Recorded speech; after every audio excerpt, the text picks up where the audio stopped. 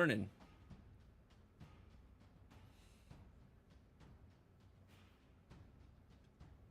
What's up, everybody? How we doing? So we're gonna do the thing. We're gonna do more drafts. So here's the plan for the day. We're gonna do some more drafts. I do have to take a break in like 2 hours. I have an appointment I couldn't get around. So we'll have time for 1, maybe 2 drafts. I might have to like cut a draft and then like come right back into it. But then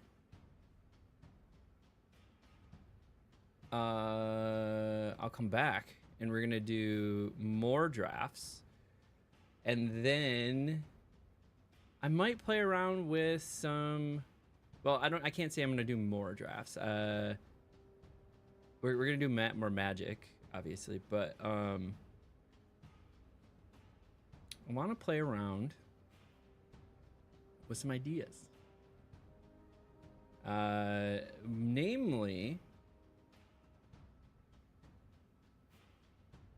like the new competitive decks is kind of what I'm going with, right? I want to start doing my deck review series.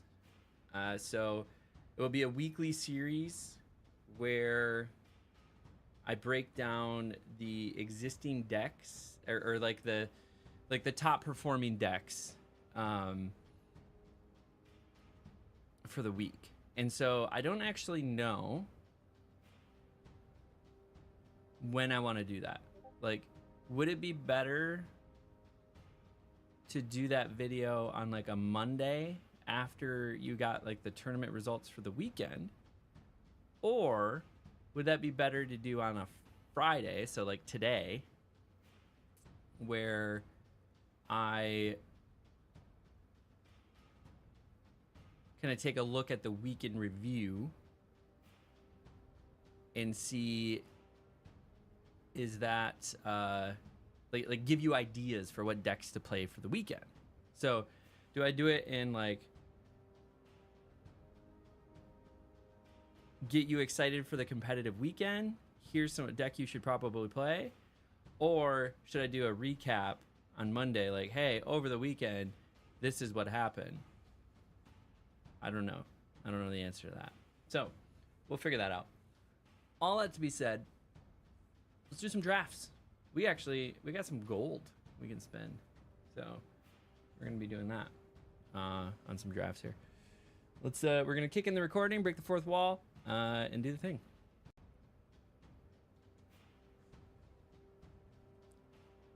What's up, everybody, and welcome to another Bronze to Mythic maybe draft. If you got my Duskmorn, if you got my Boomburrow, you know very well that I got hard stuck in Plat 4. So in the month of December 2024, I have decided to partner with Limited Level Ups, aka Quarter Calls, aka Alex Nikolic, to get some coaching and get better at drafting and hopefully break out of Platinum, break out of Diamond, and into Mythic. And so what we're gonna do for the month of December is we're posting a draft every single day, all 31 days. You're gonna get 31 drafts here in December. If we get ahead of schedule, maybe we start getting a little bit better. Maybe we actually start getting close to Mythic. We might push it out because, fun fact, I actually have the next 2 weeks off from work. So I'm going to be here on my channel streaming, both on Twitch and YouTube, and we're going to be doing more drafts. So we might push past 31, but at the very least, I'm guaranteeing you 31 drafts. But we're also going to have a lot of interesting content come up as well for Magic over these couple weeks too, because I'm actually going to have time to strategically think about what we're doing and starting to build a flow for some additional new content that I want to do, at least some like weekly content pieces. But we are on draft number 20. So let's go ahead, jump into where we have been and what we've been up to. So the highest we've gotten so far is Plat 2. We have crawled backwards a little bit. We had a bad run in draft number 19. I felt pretty good about the deck, but the run was a little rough. We've brought up the win rate a little bit. We're at least at 50%. We need to get that up. We want that average of 4 wins. The 4 wins gets you 57% win rate. And so that's all you really need to move forward. So we're going to go ahead, jump into the game. And we got some gold to spend. Like I said, we got essentially 2 free drafts because of all the gold that I have to spend. All right, we're going to keep some things in mind. Picking good cards, find the open lanes, and build synergies as we go. And then a lot of it's actually going to come down to the play. And we've found a lot in the coaching that the gameplay is kind of might even be a bigger area that I struggle in than in the actual drafting. So I'm starting to get pretty good at finding open lanes. I mean, the last draft was a little rough because I definitely missed maybe like an open strategy. Probably like black-red would have been a little bit better than blue-white. But even then, we had a decent blue-white deck. It was just, I don't know, things happen sometimes. And so all that to be said, well, I do know there was some gameplay mistakes. There was, potentially better cards to draft. I had some better sideboard cards that I could have brought in. So, like, I know where the mistakes were in the last game. But all that to be said, did miss sort of the open color here. Okay, so what do we have here that could do pretty well for us? So we got some good options in red. I really do like Battle Song Berserker. I also like to take a look like, okay, hey, what color is doing really well as far as an opportunity to get the 6+ wins? Red does really well. We can see that red is doing well in a lot of the color combinations. Red-black does really well. Vampire Gormand is a great card. I'm a big fan of it. You can sacrifice another creature. If you do, draw a card.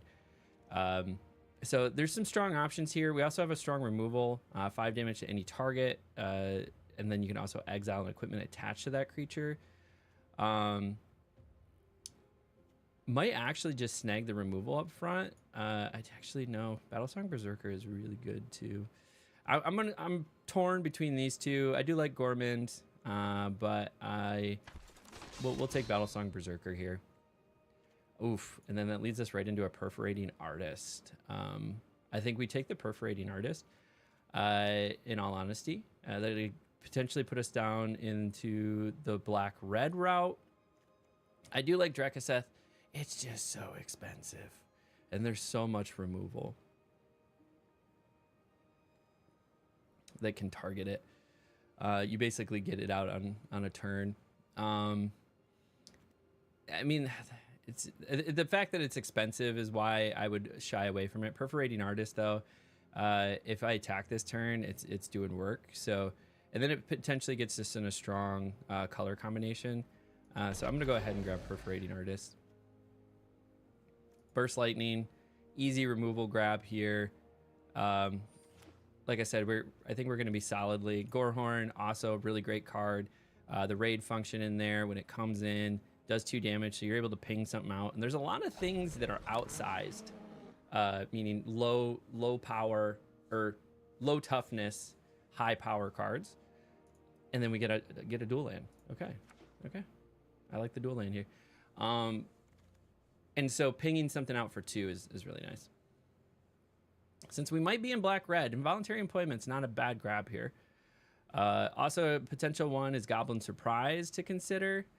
Getting the +2/+0 until end of turn. Creatures, so all your creatures. So that's a big swing for a win. Involuntary employment, though, could get us into some pretty sexy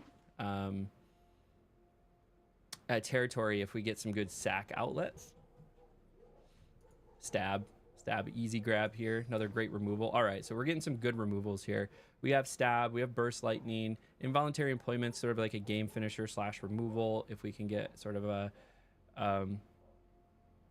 a sack outlet.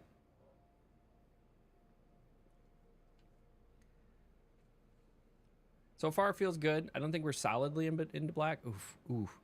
Hero's Downfall. So target creature, create a food token. Target creature or planeswalker. And it's cheaper.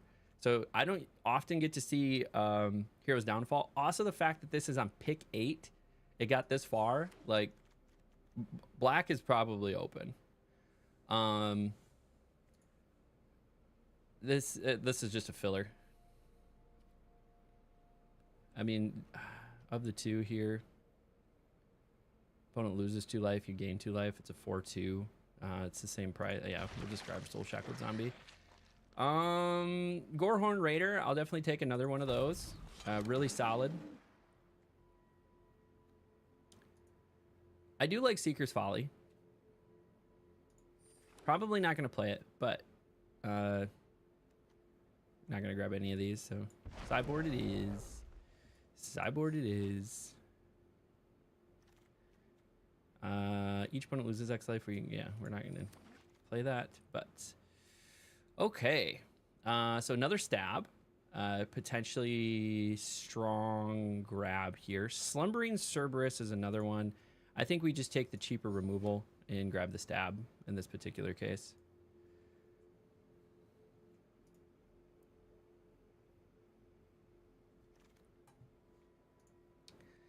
What do we have? What do we have here? So Marauding Priest, Blight Priest, Electro Duplicate. Honestly, because of involuntary employment, Ravenous Amulet might not be a bad choice. We don't have a really strong choice in anything else. It's just a sack outlet. I don't know if we're going to play it. It's a sack outlet. Goblin Bushwhacker. Enters if it was kicked. Creatures you can get +1 and gain haste until end of turn. Interesting. Brazen Scourge is another good one. I'll probably grab the Brazen Scourge over. 3 cost. This would give everything +1 plus haste. Brazen Scourge isn't bad. Let's grab a Slumbering Cerberus. Little 2 cost body here. Evolving Wilds is probably going to be the snag just for some mana fixing. Not a lot of great options for us here. We'll grab the Crypts, put it in the sideboard. Another Battlesong Berserker, though. We'll definitely take that.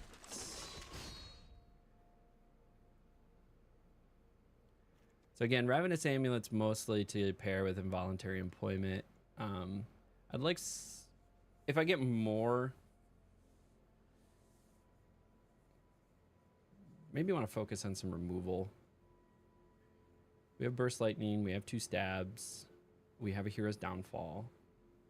Involuntary Employment's technically 1, Gorehorn's a little bit. So maybe we're good on removal. Like if we get some top tier removal, that would be probably what I want to go with here. Yep, strong box. Strong box is good. So if you activate Raid, exile the top 2 cards of your library, choose one of them until end of turn, you may play that card. Yeah, we'll slap a Goblin Surprise in there. That can be a nice little game swinger for you.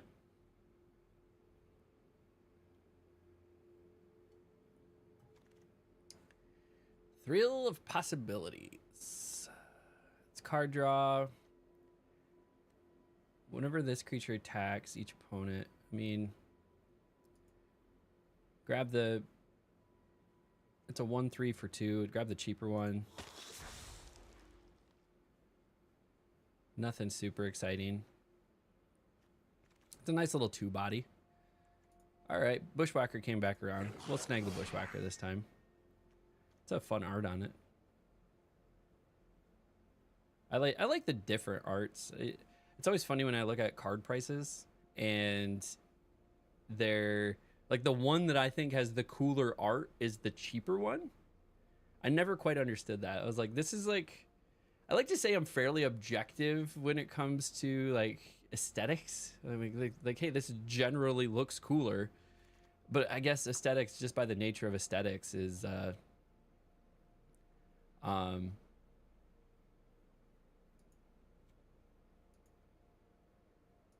subjective, right?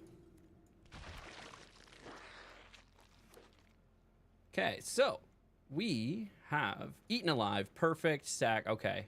Perfect. This is what we wanted. This was really good. So eaten alive, going to help really well with involuntary employment. We might be able to drop the ravenous amulet, or we keep the ravenous amulet. I don't know if we have a lot of like cheap shit to sack.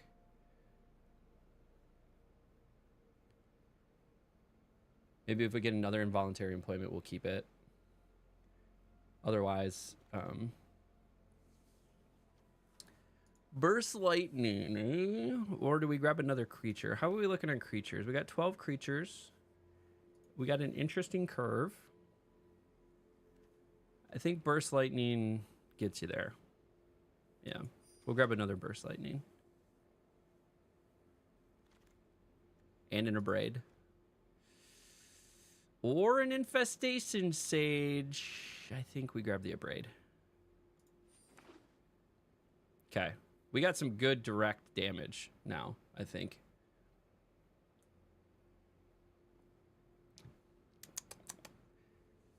So my house is really weird. Well, it's not really weird. It's a pretty standard house. But this corner where I do my stream, I do a dual PC setup. We got lights going. I have a green screen behind me. And the two PCs are like literally right here. Like right here. Yeah, we're doing a dragon trainer. Hell yeah, we're doing a dragon trainer. I can actually do the side cam. Like you see, this is one PC, and then there's another PC over there. And so it gets really warm. And then I forget how cold it is, like to my left, where there is no PCs, and this is where my coffee sits. And my coffee tends to get a little bit colder faster. But then I'm warm over here, sweating. And then depending on how long I'm streaming, like it gets pretty toasty in this corner. And then also when I leave behind this green screen and walk over there, the rest of the house is cold too, because good old winter months here. Nothing super exciting for us here, so we're just gonna draft in color the Courageous Goblin. We do have some like 4 toughness things going on. We technically have 24 playables, so we're probably gonna cut something.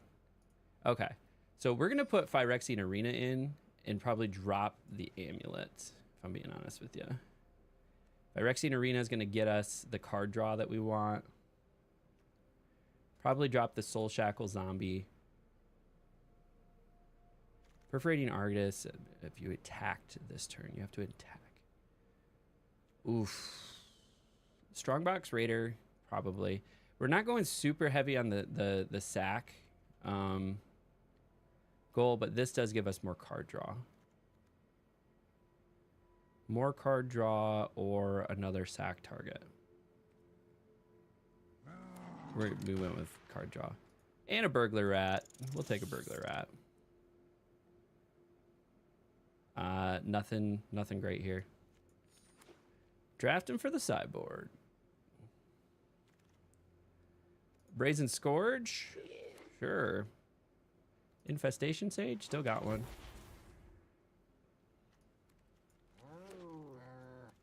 Just slamming things into the sideboard here. All right, we're going to have to make some cuts here.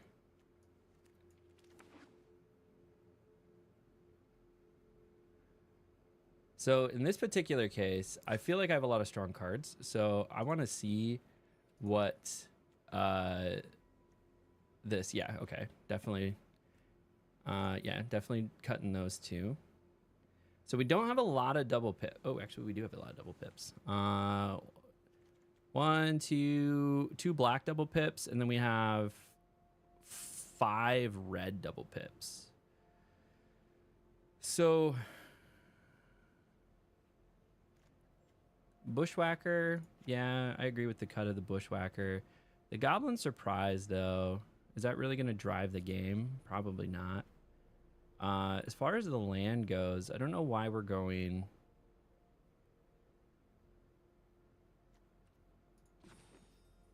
How many lands do I have?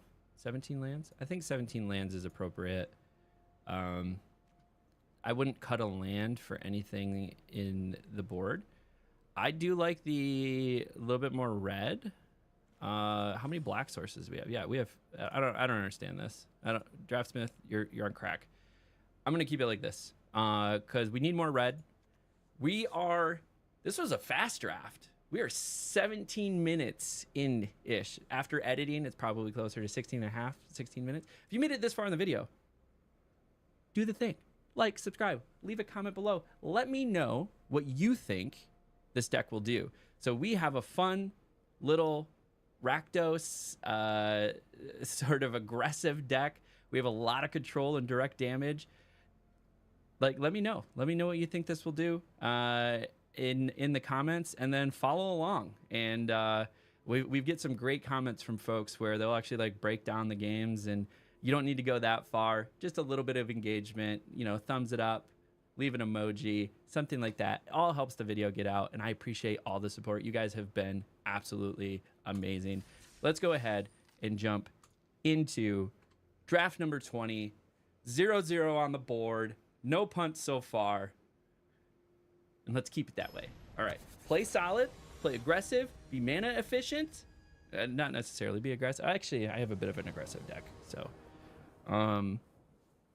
okay. Yep. I like it.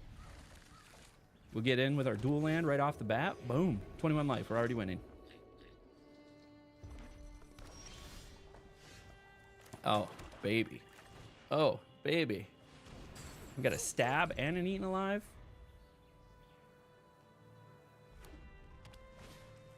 Okay. So we could just stab this and attack, and then this untaps. So boom.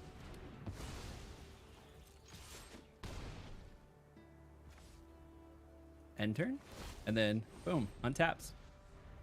It's ready to go again. Katana. Nice. All right, we'll drop the red. Let's attack first. Don't have enough to play this, so we will play Perforating Artist. And then since we're going to activate Raid, so they either have to discard or lose 2 life, or 3 life. They decide to lose 3 life in this particular case. So now we do have enough for Gorehorn Raider next turn, which will allow us to do 2 damage to any target. Okay. Perfect. We also have enough for Dragon Trainer.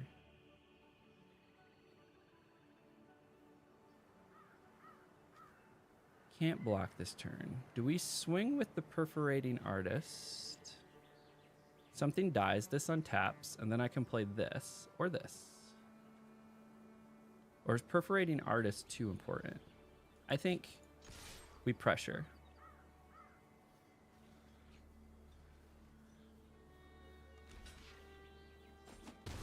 Okay. And then we play Dragon Trainer. This untaps, and now we have lethal on the board. And we also have a sack target for Eaten Alive if we really need it. We didn't need it. Whoo! Feels good. Feels good getting a 1-0 on the board right away. Okay. We're making it happen. Making it happen.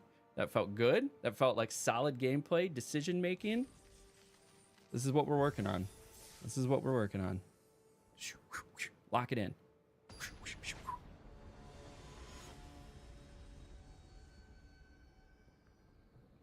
You might all think I'm like wired right now. I'm caffeine free. I just drink decaf coffee over here. Hey, Yadga. Thanks for the follow. Appreciate you hanging out. Not my favorite start. You go first. Worse start. Okay. We'll keep this though. Drop the strong box. Actually, we probably keep the strong box. Do I value the removal? Actually, I'm going to need the card draw, so I have to dump the removal.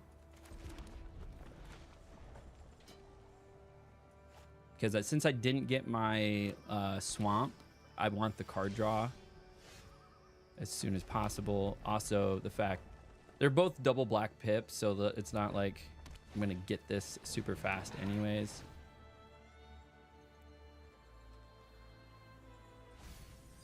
That sucks. Okay, that's a little bit better.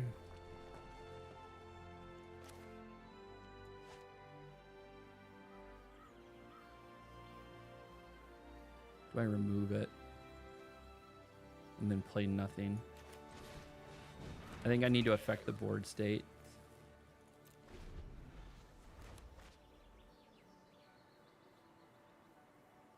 The land is gonna kill me.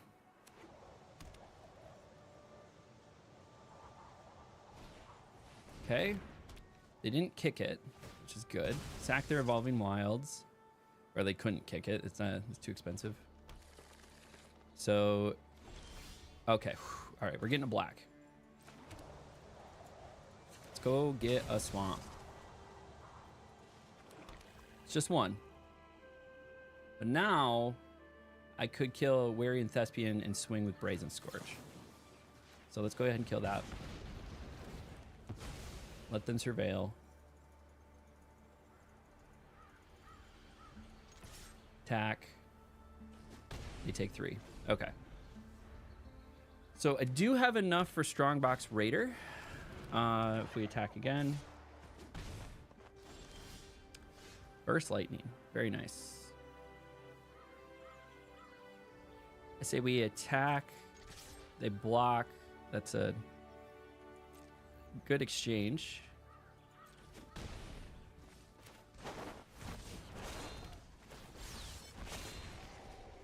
And then we don't have 5 lands. Okay, what is this? Till end of your next turn, you may play that card. Oof, this is a tough choice. So, do you go with the bird in the hand or 2 in the bush, right? The bird in the hand is I can play this. The 2 in the bush is grab this, hope I get another land, and then I can play it, otherwise I lose it. So, I think you have to go with what you have. So we're gonna grab Burglar Rat in this particular case. It's gonna suck if we get the land. We got the land. Yeah, there you go.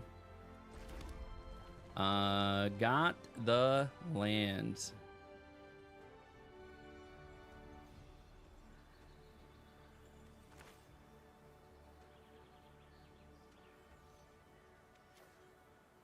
I do have 5 though now. Could ping that out. One of those is gonna die. What's the ward on this? Ward 2. Okay, I can't ping it out. So, I can ping this out though, actually.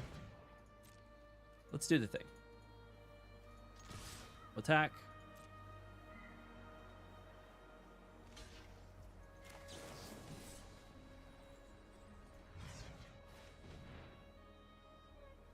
And then they combat trick? Nope, no combat trick. Okay.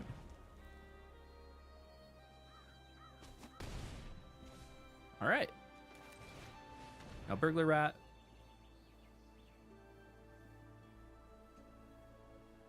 Another forced to use a removal. Fiery Annihilation. Nice.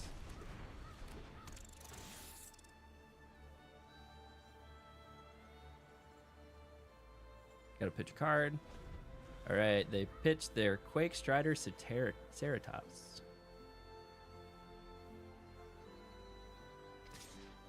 Take 4. What are we playing?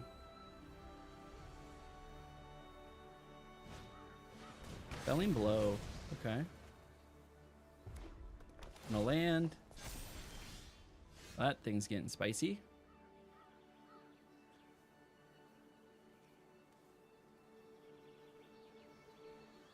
So I could swing for 7. Steal this, swing for 7.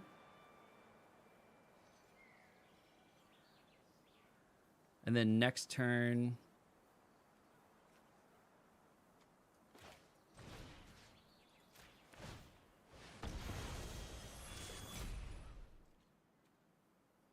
Wait, what? Fucking Ward 2.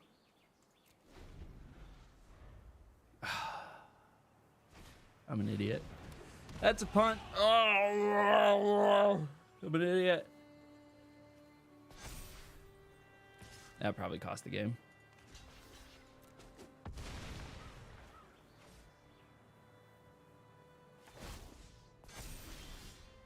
Eaten Alive.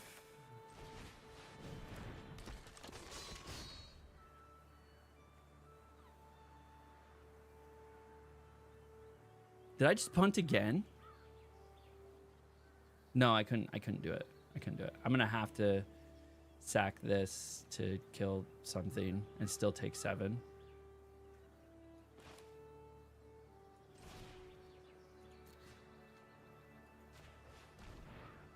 Then no, it's gonna be 8 now.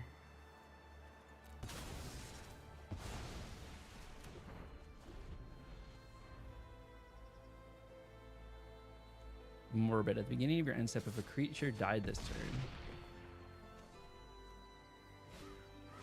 Of your end step. Oh, and then you have another one. Solid. He's making this thing huge.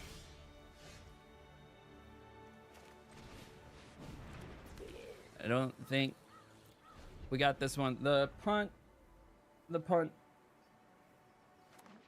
was rough.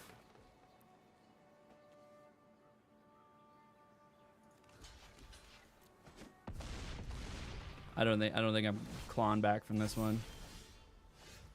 Nope. All right, that's game. All right. Well, that punt lost us the game. Oh, it was dumb. That was dumb. All right. Focus.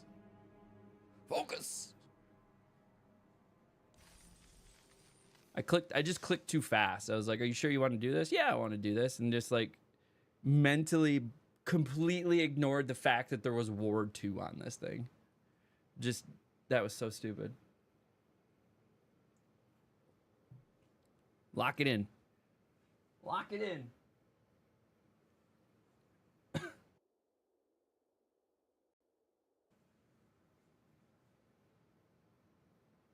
Could have saved it for like the apothecary or something. Not getting the second black really hurt us too. Double pips is a little rough. A little rough. First game felt so good. The second game? Okay. Both lands can get into Phyrexian Arena. All right. I'm not upset about this starting hand.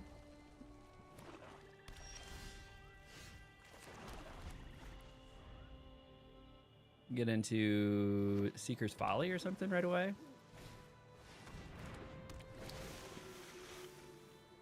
Okay. Draw 2 cards and discard 2 cards. Then I'm going to make him discard 2 more cards. That feels rough.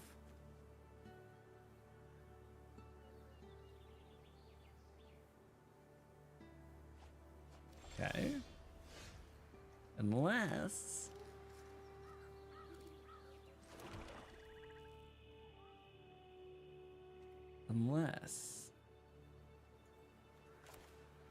we just do a little tickle.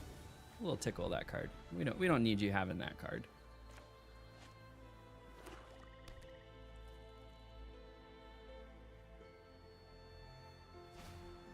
Zombify. And then grabbing a Crackling Goblin. What a move.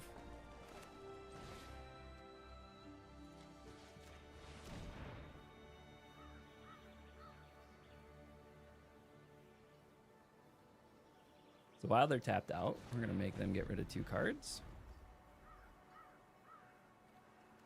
And I'm going to need some answers here for this Grappling Kraken.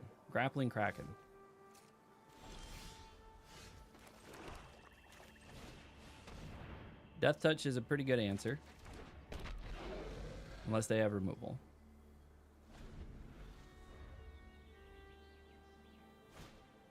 Big Fin Bouncer. Nice.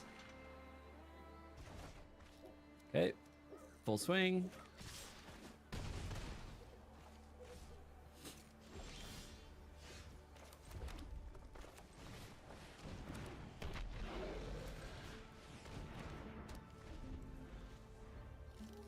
Gonna need some card draw here. Let's hope they don't have another bounce. Oh, and a stun counter. Oh, yeah. Okay, Grappling Kraken. That's a game, actually. All right. Wow.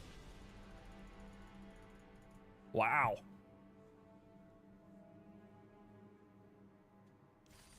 That was a pretty solid move that they had there.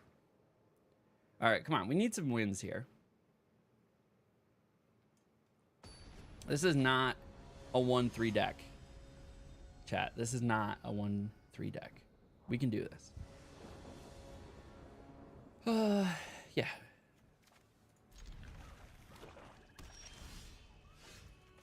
Oh, now we're gonna flood. We're gonna do the opposite. Okay, into a dragon trainer.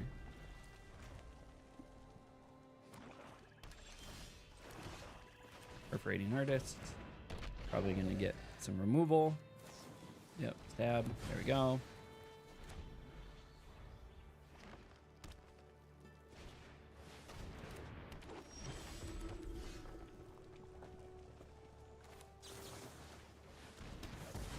Go ahead and just get rid of that.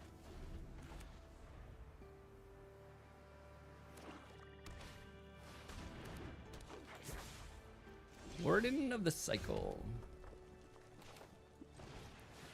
Play Dragon Trainer.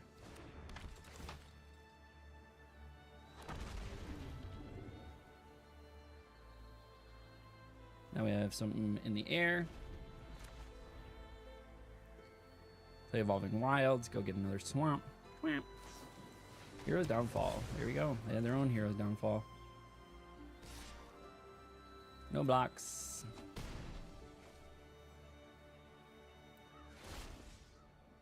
Draw a card and lose 1 life. Evolving Wilds, crack it. We're gonna go get a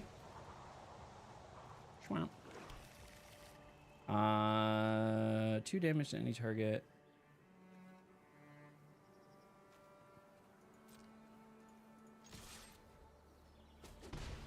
Oh, we triggered that. I'd say we play this. Then Slumbering Cerberus. Played an Infestation Sage. Be mana efficient.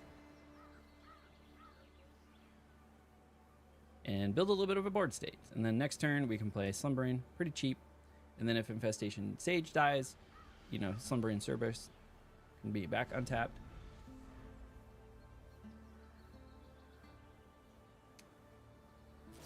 Another stab, solid. I think we take the 3.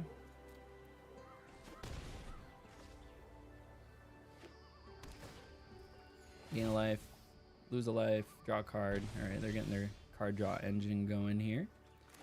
Definitely play this. I'm just gonna play it early so I don't forget to play it. And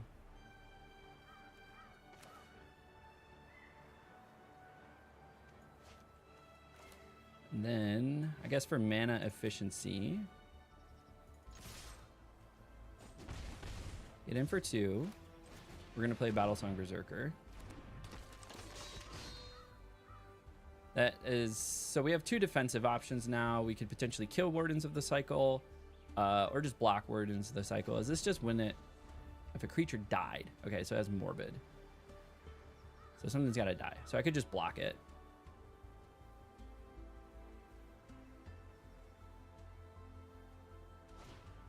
Lenoir, okay. A little late game ramp.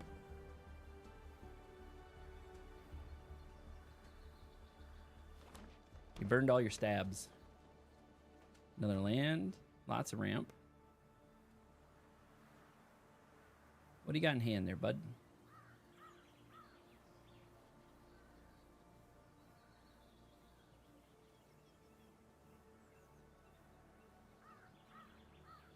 Bueller?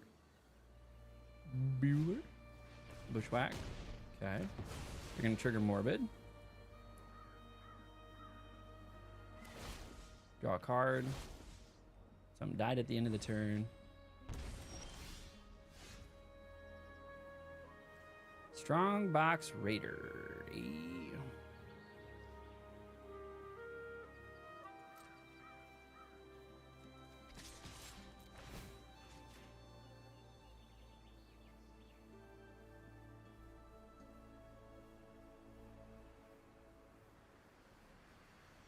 So we're making both of these 4, so if they block with Warden of the Cycle, it dies. Otherwise, they take 8.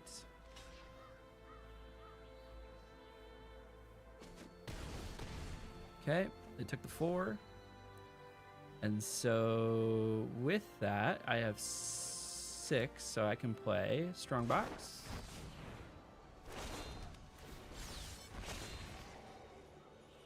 Exile 2. We'll grab the Brazen Scourge. And then we'll play a Burglar Rat. Making them discard. Yep, that's what I thought. They don't land. And we retain Slumbering Cerberus. So we have a couple ways to kill Warden of the Cycle if they swing with that.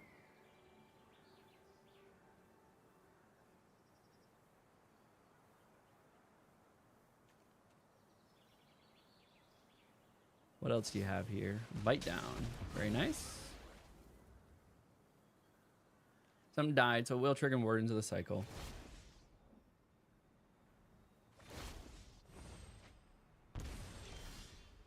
Nice.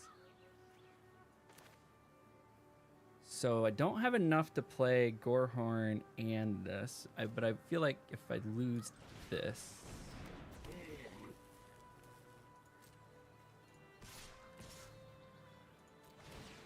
Give this for... There we go. Now we're attacking with both things. Okay. Hitting for 4. It's going to surveil.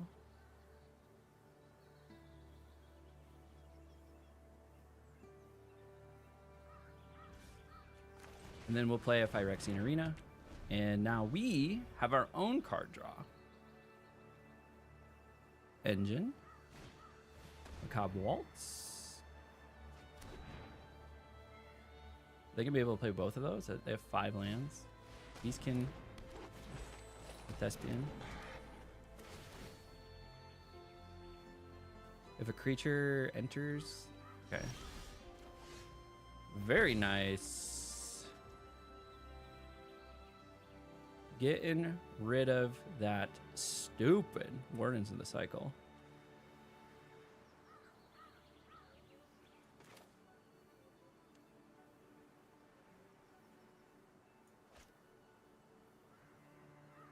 Yeah, I think we are. Let's go ahead and get rid of that. What does this do? So full swing.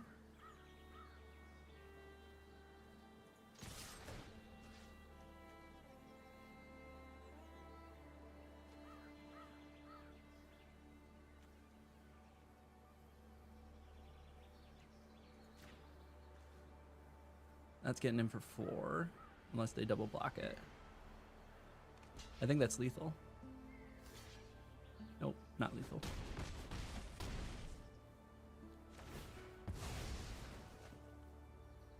Next turn lethal. Just got to get in for 1. They very intelligently didn't block the Infestation Sage, which would have put 1 in the air next turn. I don't know if they did that on purpose. Felling Blow. Okay.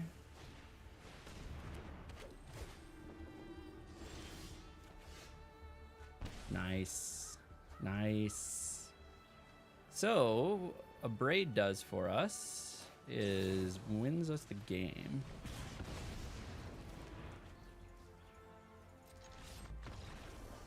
Very nice. Okay. 2 and 2.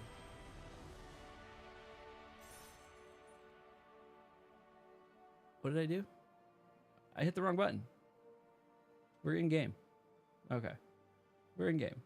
Win. 2 and 2. There we go. I hit my overhead cam, which is not working. GG. Thanks, Yagdi. Yadgi? Gonna butcher names. All right. All right. Let's keep her cooking. Let's see if we can get a 3rd win. 3rd win would feel okay. Keep the 50% win rate. We had a rough 2-game losses. Like, we have a strong deck here. We really do. See if we can make something happen.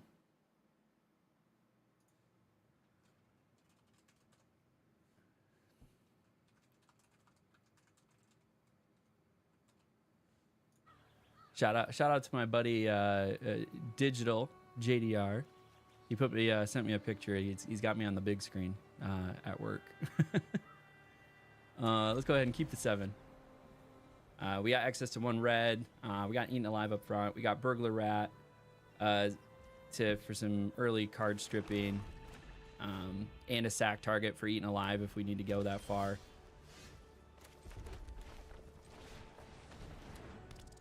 All right, little card stripping here. All right, they dropped their Fanatical Firebrand, and we have access to a stab. Perfect. Go ahead and get in for 1. Like another red, and we got a surrender or a concede. 3 and 2. 3 and 2, baby. 3 and 2. All right, we're gonna safely stay in plat tier 3. That's the that's the good news there. Now, if we get the 1 more win, 4 is mathematically where we want to be. So if we get 1 more win, mathematically we're where we want to be. If we don't get this win, we will do a draft replay. So we will go back through the draft and see if was there better options to take. So if the 4-3 is sort of that cut that I like to do. I think this is a good start. This is a good start. We got some early removal into a Battle Song, into our Gorehorn. We got our dual land. Not too upset about this. We're going to have access to both colors twice.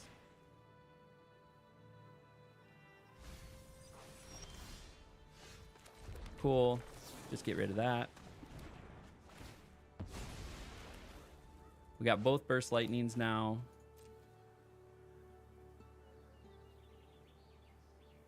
Make sure they're not swinging in for 3. Ooh, they pitched a Day of Judgment. Okay, good to know. Good to know. Either they already have one, or they don't see it as valuable as everything else.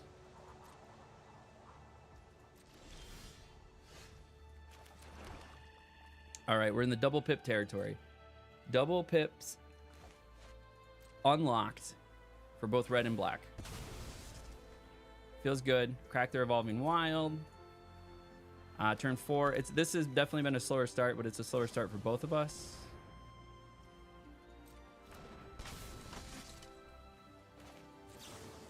Just in case they have something to protect it, I'm just going to get rid of it.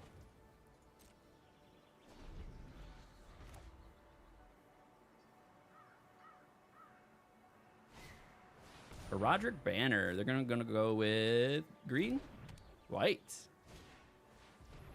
and a Healer's Hawk. Okay. Well, we're on to turn 4, meaning we're getting a card down finally. We will attack with this, and then it'll allow me to play Gorehorn Raider, and I can ping out the Healer's Hawk. Nope, they'll take 2.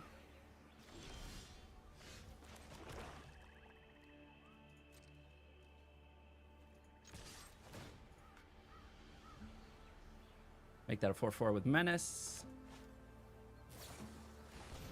Make your move. Solid use of make your move. We're going to do this. Gorehorn Raider. Ping out the Healer Hawk. Go ahead and get rid of that guy. So we do have Burst Lightning unlocked for 4 damage now too. Perfect timing for that, so that's great. Don't want that scaling. They don't have any extra land to make that bigger, so we'll just do the 4 damage. Ooh, Fleeting Flight. Way to go.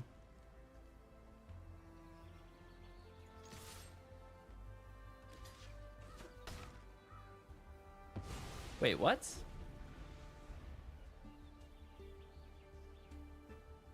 Why didn't it say that on the card? God damn it. That was a punt. I could have swung the game. Why didn't it say it on the card? Prevent all combat damage. I read the card.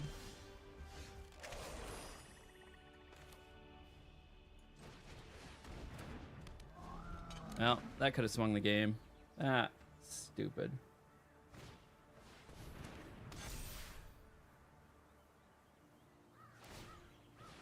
Yeah.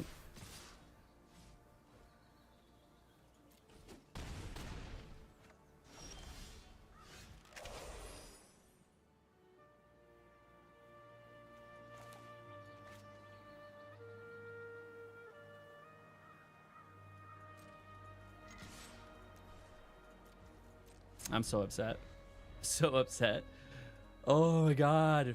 I know what Fleeting Flight does, but it didn't say it on the cards. I just hovered over the card and it didn't say like prevent combat damage or some bullshit.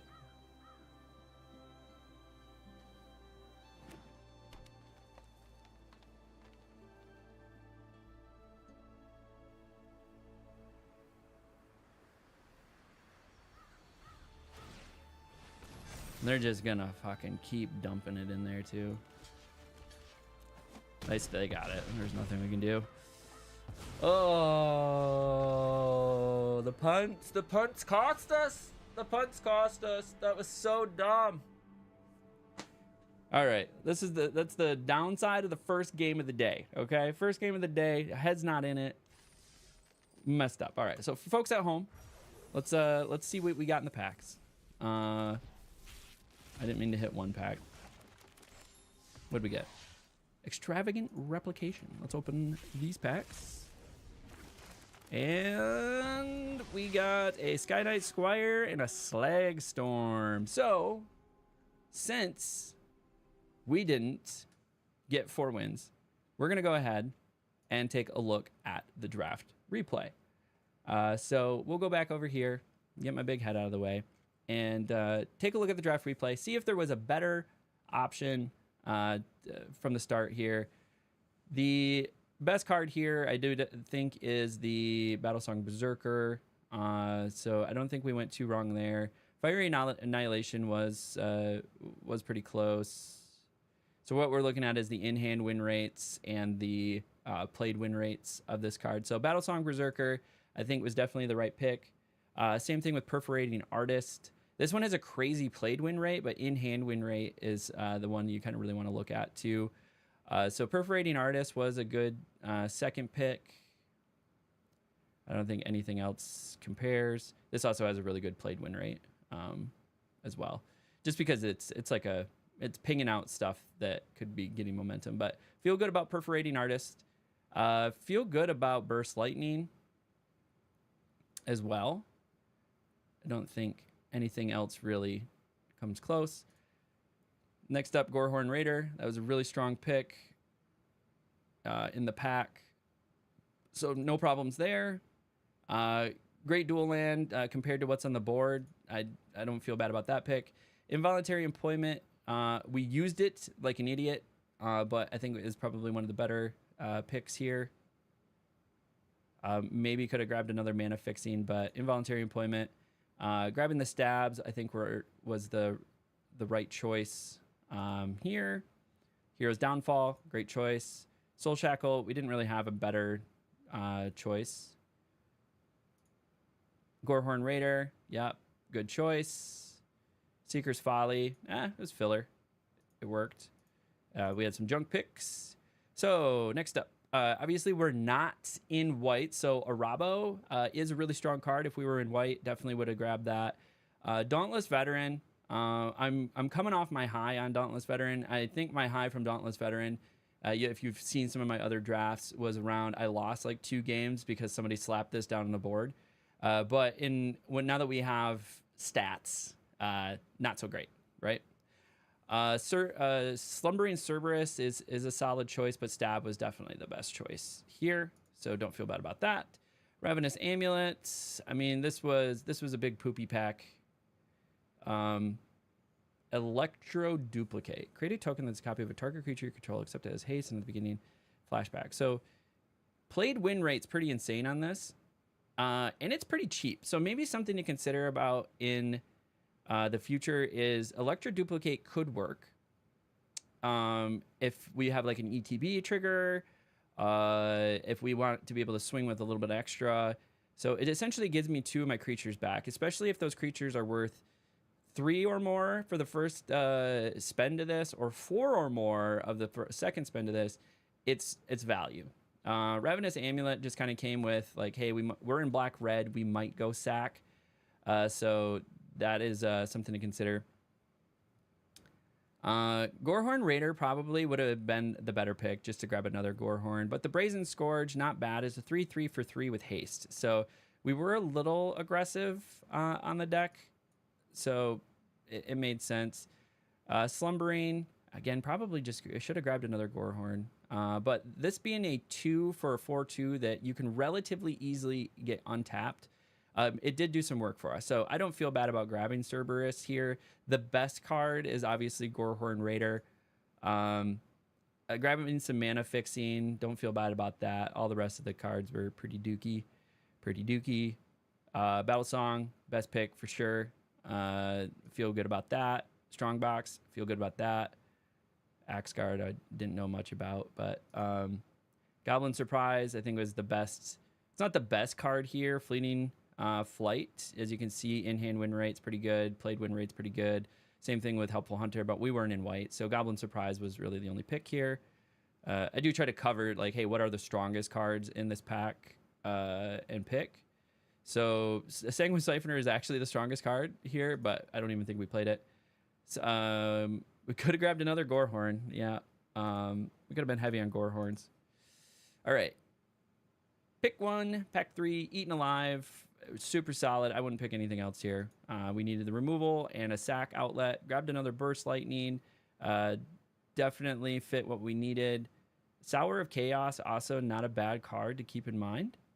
Makes target creature can't block this turn, so you're sneaking in for some damage.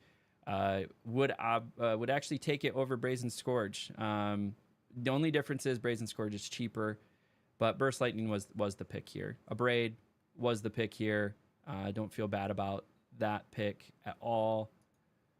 Dragon Trainer, also the pick here. Don't feel bad about that pick.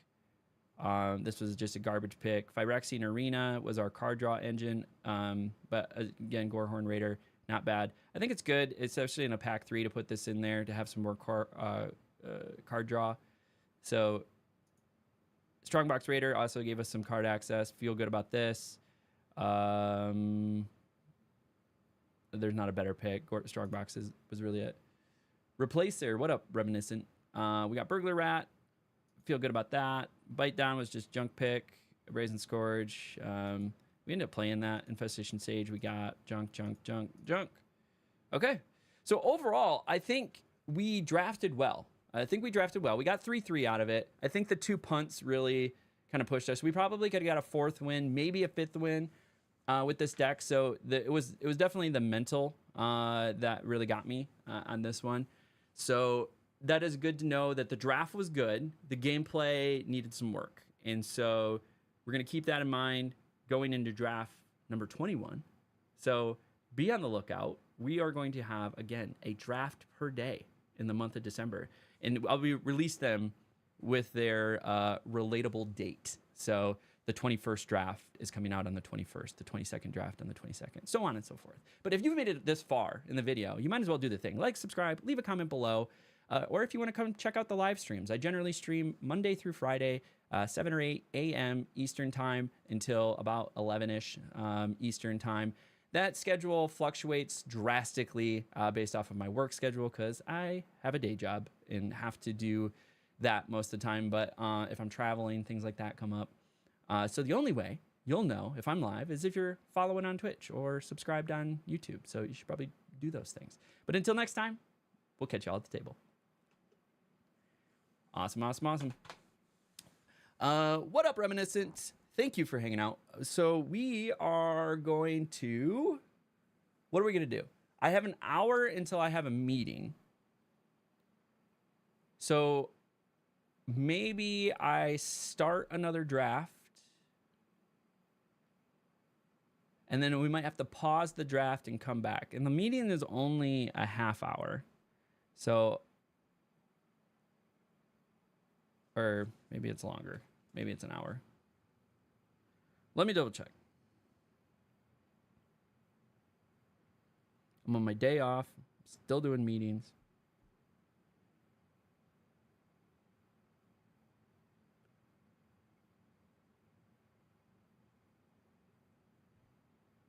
let's see here. Yep, it's 1 hour meeting. Okay, so in an hour, I have a 1 hour meeting, so we will be taking a 1 hour break during that meeting, and then what is this like? It's like a mouse callus. What is this? What is this? Got like a mouse callus going. I must be driving my wrist into the desk. So the Fiber Extreme Music card you were showing earlier, would you use that if you have cards in your deck which give you life? Absolutely. That deck, or it's essentially free card draw. If you're in like a black-white deck, life gain. I love it in the life gain decks just because it's free card draw, because you only lose a life every turn. But if you're managing to gain 1, 2, maybe 3 life every turn, especially if you have like something like a Dazzling Angel, I throw it into the life gain decks all the time. But if you don't have life gain, probably wouldn't. I still use it. Honestly, it's good card advantage. I wouldn't like first pick it, obviously. So you saw, I think I picked it in pack 3 or something like that. And if there was another better card draw engine, then maybe I wouldn't have played it. But it didn't have a better slot, and it's good card draw. Sure, it takes you down for 1, but if you get that down early, like say turn 3, or if you have a little bit of ramp help with, well, actually, I don't even think you'd be able to do that. Maybe you would, but all that to be said, getting it down early, that's those first 10 life, you're okay getting like losing those, and the card advantage that can bring is pretty good. So having like a 1 of is not bad by any means. Oh, you got hit with the ad break. Be back in 1.5 minutes. All right. You know what? Why doesn't it show here? Oh, I don't like that. Well, the whole point of this chat thing, let me fix it.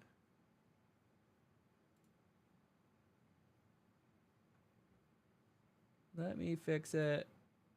Pop out chat.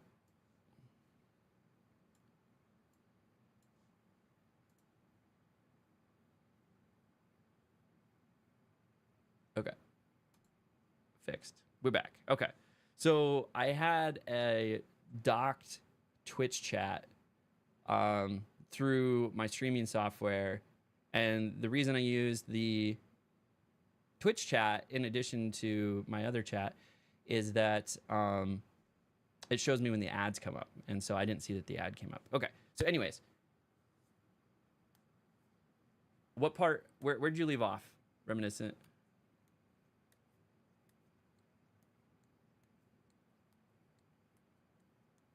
What was the last thing you heard?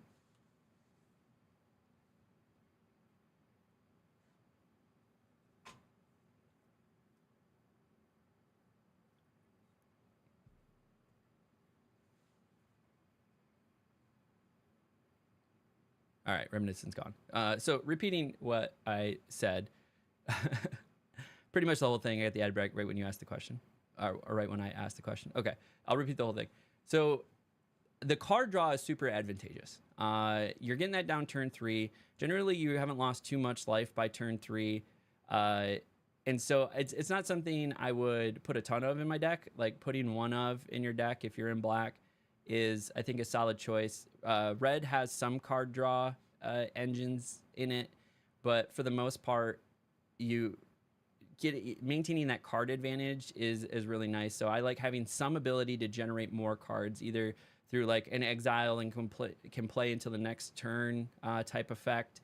There is some, I think, one that was like draw 2 cards, discard 2 cards or something, like looting aspect. But maintaining card advantage is super huge in limited, and that's either done through efficient mana play or mana usage and like affecting the board state, or that's done through card draw, maintaining cards in hands and playables. So I like it, especially in black, because you don't have a lot of those options for drawing cards. What up, Chauncey? Hey, buddy. It's good to see you. So with that, like I said, I have a meeting in an hour for an hour, so we'll take a break then. For now, I think we'll have enough time to do a draft and then maybe do the first couple games of the draft. So we're going to just run right into that, I think. Yeah, let's do that. And then I'll be back. And I'm going to stream another 4 or 5 hours after I get back and from that meeting. So let's go ahead, cue some things up, and then we are going to do the draft. I'm going to cue that up, cue it up.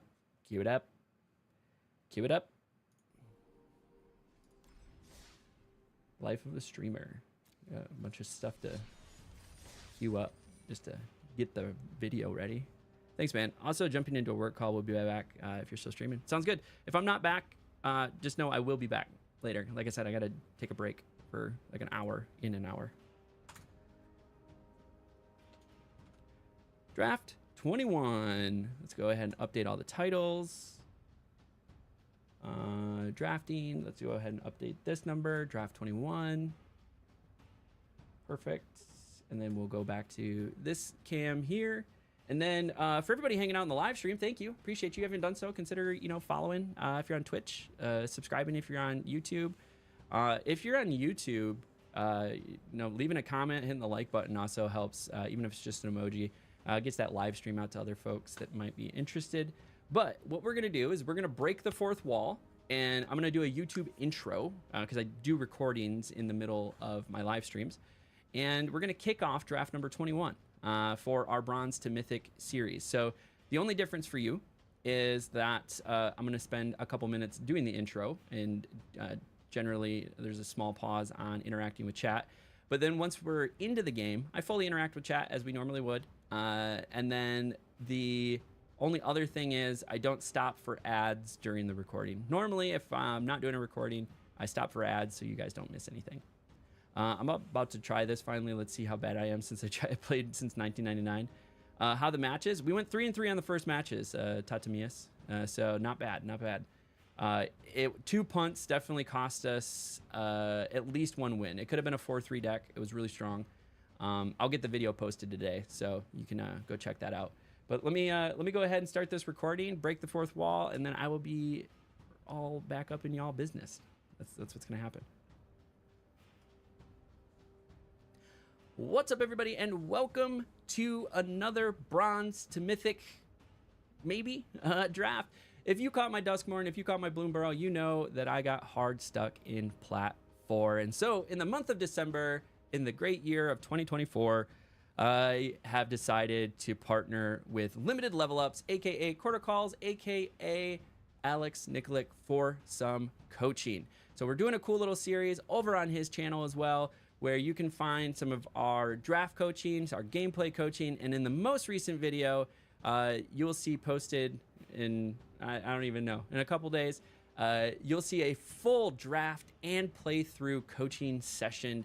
But this is all in an effort to break out of Platinum, get into Diamond, and hopefully look Mythic in the eyes in my drafting experience. And then this is all just a smaller part of my dream of trying to qualify for the Pro Tour in the next 5 years. So drafting is an important skill set, constructed is an important skill set, and you're gonna find all of that here on this channel, where I'm just documenting my journey, playing Magic the Gathering, and trying to qualify for the Pro Tour. So follow along, hang out with us, and do some fun stuff. But for now, we're on draft number 21 in this run. So let's go ahead and take a look at where we've been and what we've been up to. Right now, we are solidly at a 50% win rate. Our last run, we went a little 3-3. Could have been a little bit better, but the highest we got was Plat 2. It felt pretty good. So we're floating in the middle of Plat 3 right now.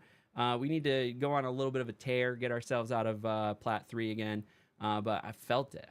Like I was like, we're almost there. We're almost into Diamond, which would be an incredibly rewarding experience for me to actually get into Diamond. So we got some gold to spend. And if you haven't checked it out, you should probably do it. I got a video on how to make gold in this game. So the last draft was with gold. This one's with gold. So we're out here drafting for free. Free. I don't think this game is ever free. So here we are. Yep. Hey, there we go. Exclamation point, limited level ups. I forgot that we have that command. Yes, please use that command. Go check those videos out. Those lots of great comments in those videos. You'll see great comments in my videos of people have gone to the lengths of leaving like game by game, draft pick by draft pick opinions. And I love those opinions. Those opinions make me think about the game differently, maybe what I would have done differently. Overall, really helpful in my gameplay and like kind of taking a look at it critically. So Giada is definitely a solid pick. I mean, I always hate giving up super solid removals like bake into the pie and eaten alive. Joust Through is this card. It's a running joke. Like I'm always playing around Joust Through, and I need not to. But Giada is going to get us into angels. It gets us into white with flying. Anytime another angel enters, you get an additional 1/1 counter on it, and each angel you already control. And then you can also spend 1 white or add 1 white to help pay for an angel. So it gives you some ramping. Super solid first pick. We're definitely going to go with Giada here. But we have some other really strong cards in this pack to keep in mind. So it might get us into a strong like white angels deck. See how we can synergize with that. Black generally synergizes pretty well with that. Arbiter of Woe, I really want to grab this, but the Dazzling Angel is literally lusted for. It's such a great card, especially in this little comp that we already got going on. I'd feel dumb if I didn't take it, but Arbiter of Woe is a really strong card. Luminous Rebuke, another really strong card for removal, but I think we have to take the Angel. We already got a strong Angel start. Like, I don't know why we would shoot ourselves in the foot and not grab the Angel. So here we are. Okay, Fleeting Flight. I think statistically, Felidar Savior is really where we want to be because it's a cat. Cat is also another really strong synergy in white. Plus, it can be up to 2 other target creatures, so you can buff angels. So slap this down, buff some angels as well. So I think Felidar is the choice. Yep, we like Felidar. Felidar the Savior. So really, I'm trying to do is take that step back, make sure we're drafting super solid cards, and keeping in mind a synergy while we go for it. Especially in the early picks, we're really just focusing on drafting the best card in the pack. If there's a 50-50 or like a 51-49 situation, then you know the weighting factor that will push you to another card is your synergy. Right, so we kind of saw that with the Arbiter of Woe. Arbiter of Woe, super strong card, but Dazzling Angel, also super strong card. I think I have to grab the other angel. Like, I really want to grab the removal, but Angel Finality, grabbing another angel. I think if we just pile on angels, it could be a good strategy. So yeah, I would say Dazzling Angel and the Arbiter of Woe, really 2 great cards. And cat synergies. Yeah, I think I'll take the cat. And so the weighting factor was kind of already had a little bit of a synergy going in our head. And so that's why we went with Dazzling Angel here. But I'm gonna grab cat or the Prideful Parent. We already have a Felidar. We could do some theory crafting and grab like a Scored Barons because black-white goes pretty well together. Black-red, black-blue, or white. We have a lot of good options here. So 2 or less. Prideful Parent, Dazzling Angel, Giada. Like Squad Rallier could also be potential. Snakeskin Veil could. Getting Strix. This is flying. It could get us into just continue to be flying. Gives us some loot capabilities. I don't think we know what our secondary color is going to be yet. So I think Strix was a fine grab here. It's not my favorite. Evolving Wilds is going to be the pick here. We don't know what our second color is, so I'm giving that. So this is protection. It might give something like a cat flying or protect it. Another Prideful Parent for sure. Get some of those cat synergies going. Nothing great for us in this pack here. We'll just grab a card. Fake Your Own Death could potentially be played. Get an angel back, an ETB trigger on an angel. We're at the end of the pack here. We're just grabbing junk at this point. Don't really know what the secondary color is. We know we have a strong white base. I think we potentially curve some folks out of white too with the strong cat grabs and angel grabs. So if we still kind of aggressively go that route, I think we can maintain our position as the... Oh, this is so tough.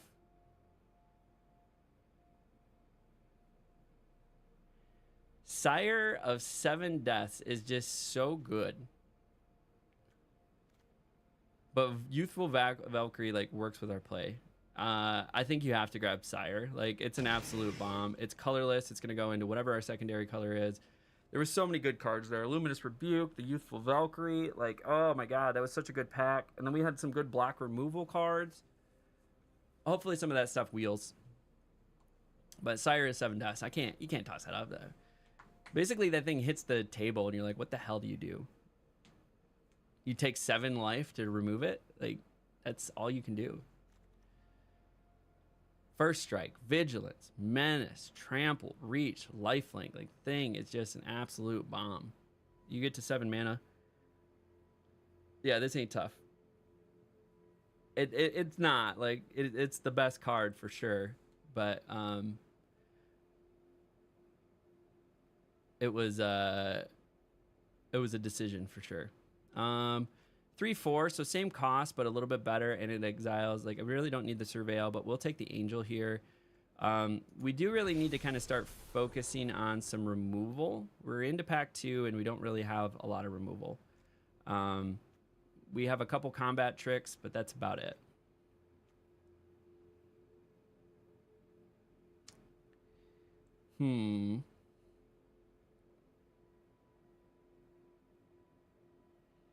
During your turn, are we having anything that's giving... Well, I mean, Inspiring Paladin's going to work well with Giada because it's putting counters on things and giving them First Strike. So we're going to grab Inspiring Paladin. Got another Soulstone Sanctuary. It's crazy.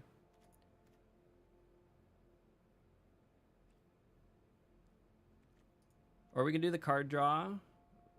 We still don't have a secondary color. Oh, this is an angel. Soulstone Sanctuary is an angel. So that's going to work well with some of the angel synergies. And it's a cat. It's an angel and it's cat.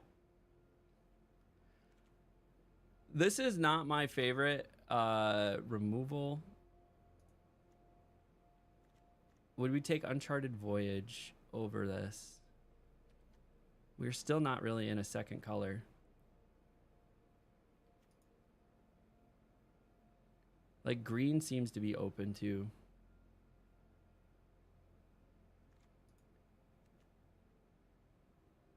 Good Fortune Unicorn. We might get smooth our way into green here. Mischievous Pup.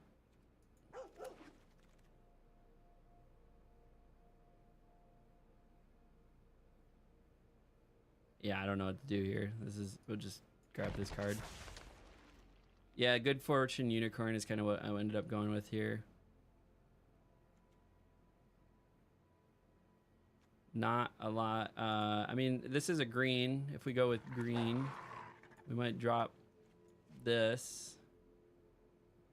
I mean, I'm going to grab Rogue's Passage for the collection, but I don't think...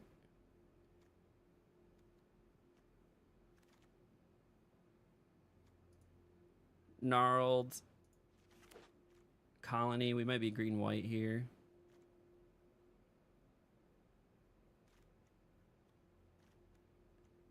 So basically, we're gonna go with like pumping stuff.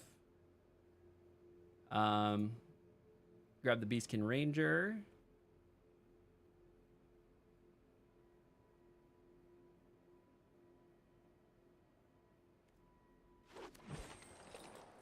Another good fortune unicorn. Okay.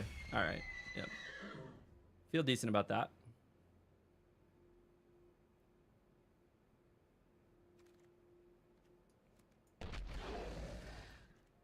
We do have Ambush Wolf and Elsworn Giant too, so we do have some additional green that we could potentially bring in. I think Sarah Angel is probably the pick here. Oh, we need the removal though. We need removal. I think pack 3 is just a heavy removal grab. I would really like to grab that Angel, but I need the removal. So yeah, we have to focus removal. Got Banishing Light. We got a Bushwhack.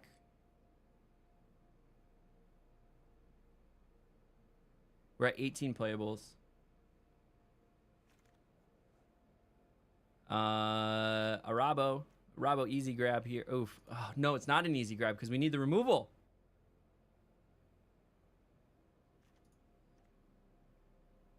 I think it's just too good. You gotta grab the Arabo. Oh no.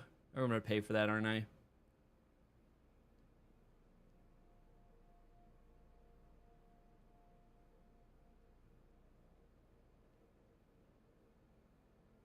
What are we at? We're at Banishing Light 1. Bushwhack 2. Yeah, Arbo is the pick. But man. Because we got some cats. We got 2 Prideful Parents. We got the Felidar. The Soulstone Sanctuary is a cat and an angel. So it's working for us both there.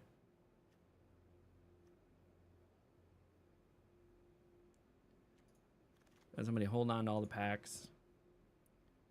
Okay, Sarah Angel or cats? Or Treetop Spinner?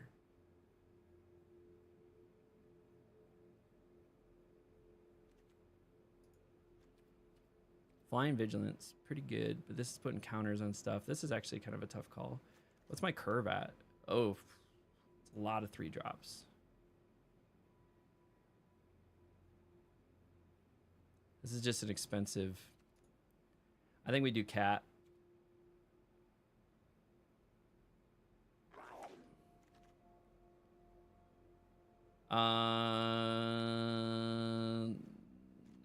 Guarded Air.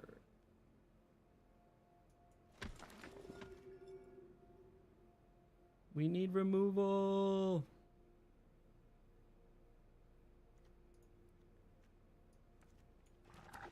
Ambush Wolf.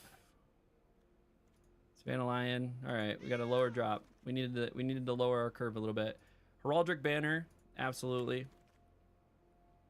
We need the ramp. Broken Wings. We might actually play Broken Wings because we don't have enough removal.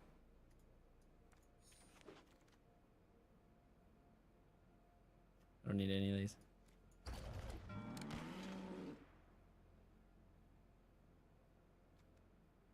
We need the 2 drop.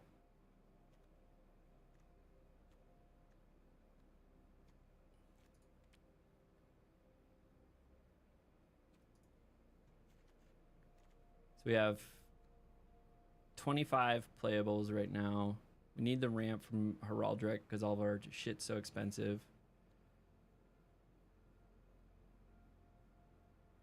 Probably drop Mischievous Pup.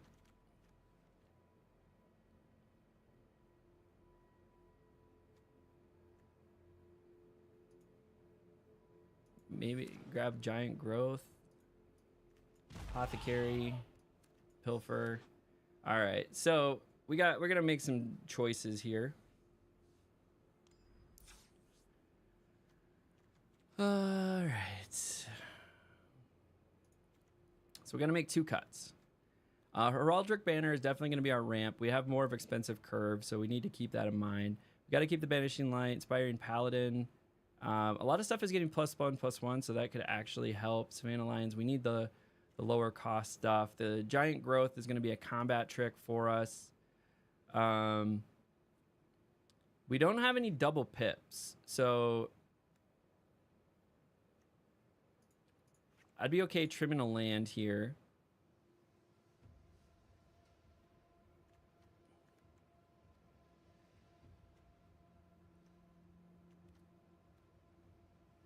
Fleeting Flight's probably our weakest card. But it is a combat trick that could get us out of trouble. Since we don't have a lot of removal. Banishing Light, Bushwhack.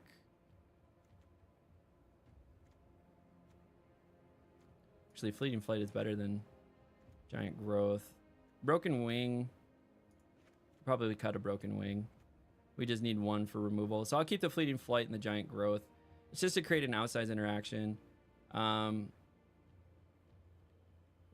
Mischievous Pup, though, might make it back in because of ETB triggers. So we have ETB on Felidar. ETBs on Arabo. ETBs on Prideful Parent.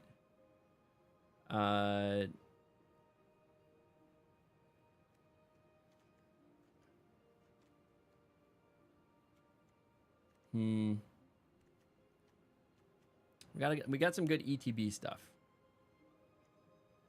So we'll keep the dog.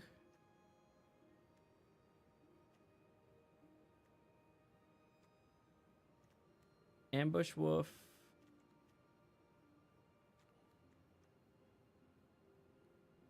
Again, this is kind of like removal.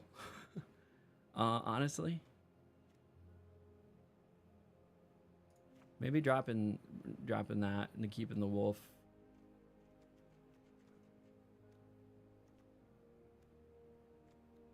All right. This is what we're going for.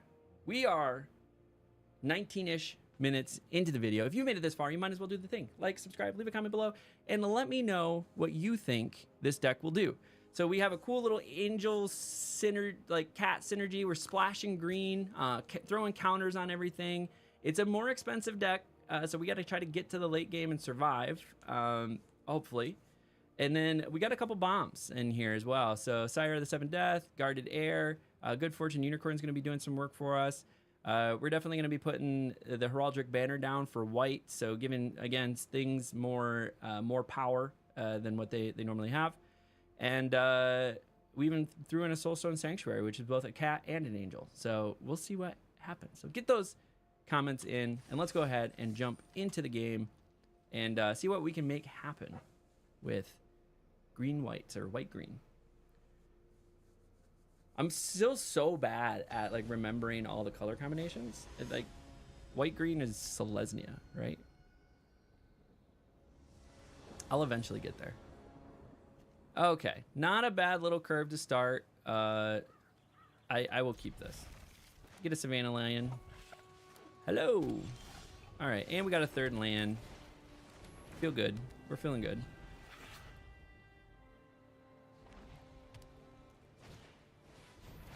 Okay. We can hit him with a Fleeting Flight right off the bat.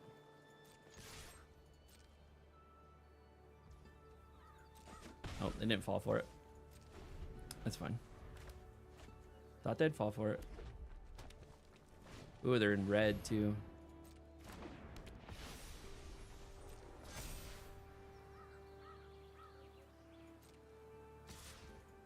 Not good. Youthful Valkyrie's gonna start getting pumped.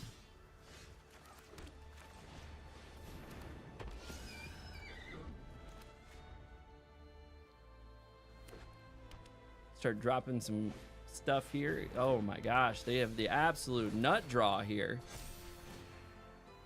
Oh my gosh, what are we gonna do about that?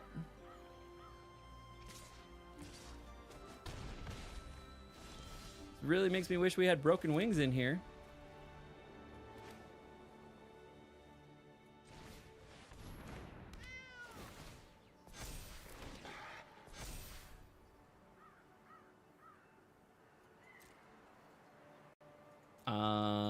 Yeah, everything's in the air. Like, what the hell am I gonna do?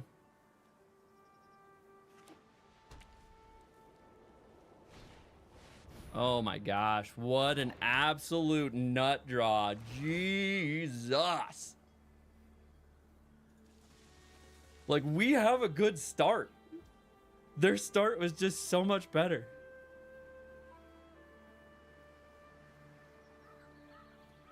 And like, in order to put this thing in the air, I have to do it before...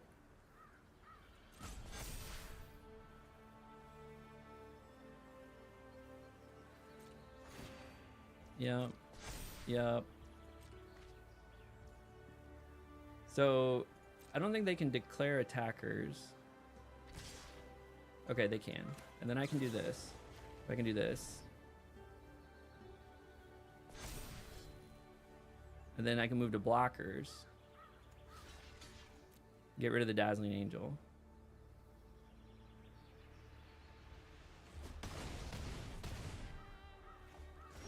It's not gonna help.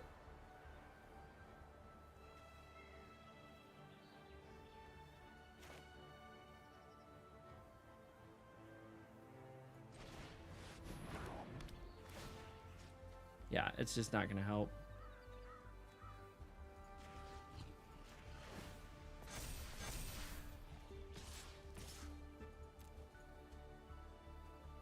They got it. They got it in the air. Don't matter. And then they got to joust through. $10. Somebody owes me $10. Well, that's game.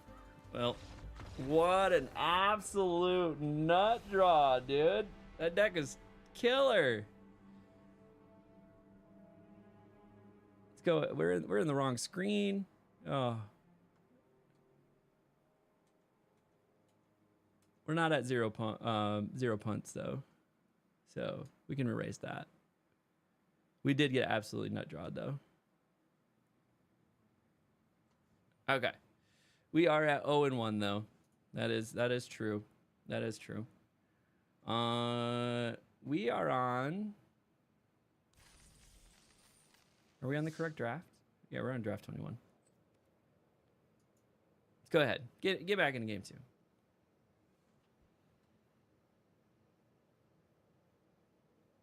Yes, we are on 21. Okay. All this is correct. All this is correct.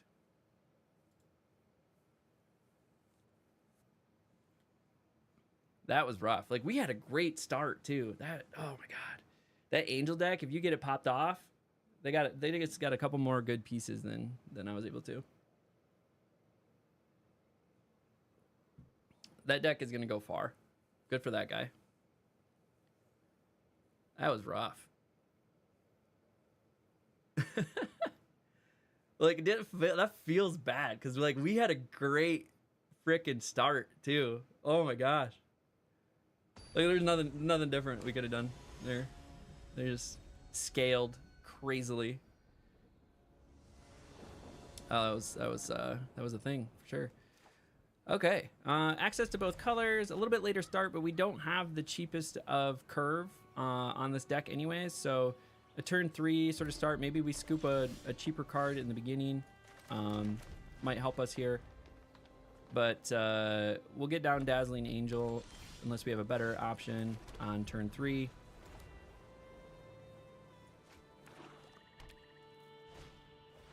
Okay. Yep.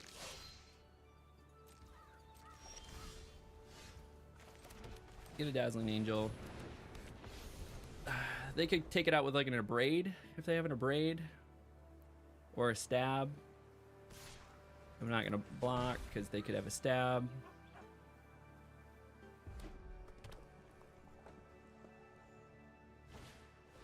Goblin Raiders. Okay, now they got a 4/3 out.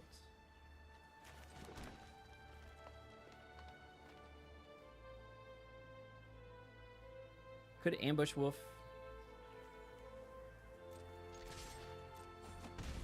Get him for 2.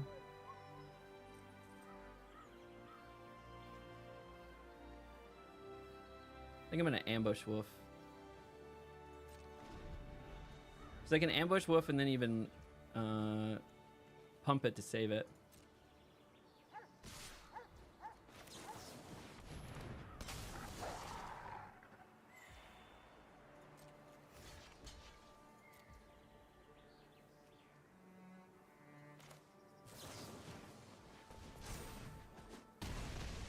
I don't know if that was the most optimal move, but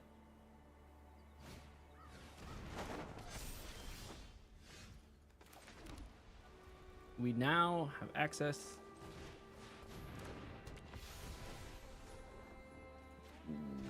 Go ahead and get rid of that graveyard, and then take 6 or block with your goblin borders. It's fine. Got 2 for 1 with the ambush wolf. So for 4 mana, I was able to kill 6 mana. Is how I'm thinking about it.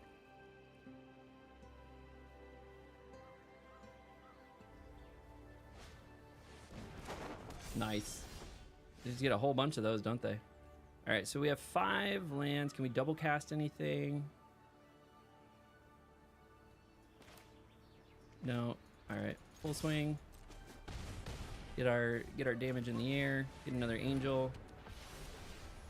Go ahead and have you discard your gain some life. Yeah, he had no instant. Yeah. We'll just take the damage. Gutless Plunderer. Not too bad if it stays on the ground. You got nothing to pull into your library. Back on top of your library. All right. Is it target permanent, or does it have to be a creature? Maybe put one of those cards on the top of your library. Okay. All right, now we're in double cast territory, so we can cast 2 creatures a turn.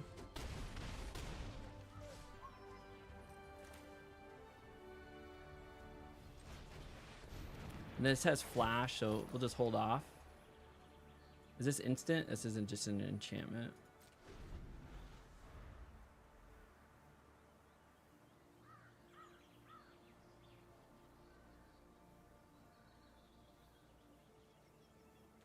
So I could declare blocker.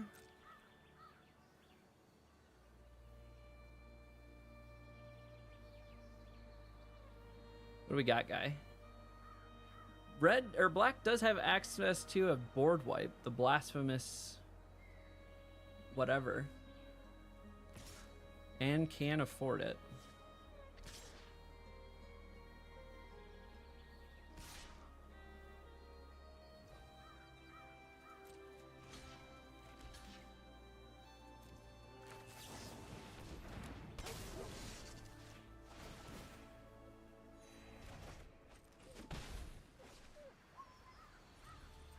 Just being tricksy. Just being tricksy out here.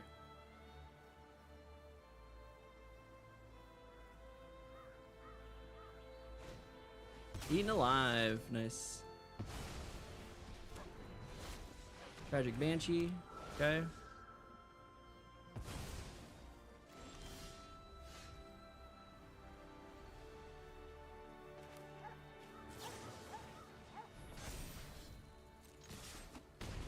Got in the air. There we go.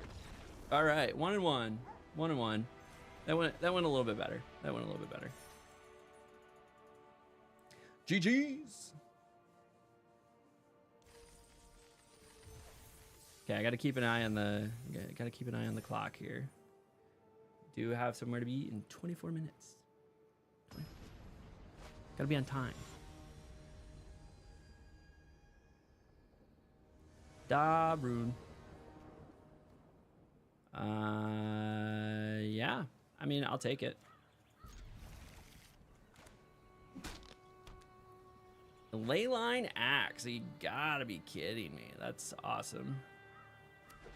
Double strike and trample.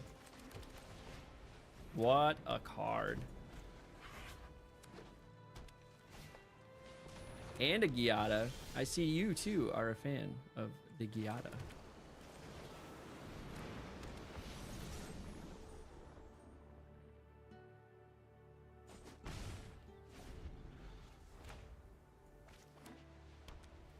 Now they're gonna equip the Giada, and this thing is just gonna be stupid. Doing 6. Do I have something I can do about that?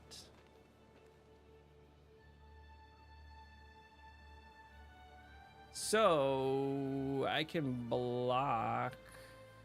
I don't know what I can do. Oh, and it's got vigilance. Fucking solid.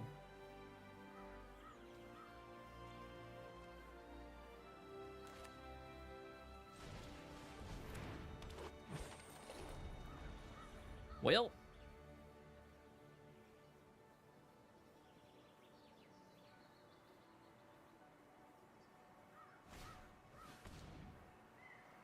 I'm gonna take out my Giada. Oh, search. They're going for land. Okay. And a Dazzling Angel. Like, what do I do? What do I do? I don't have a plan here.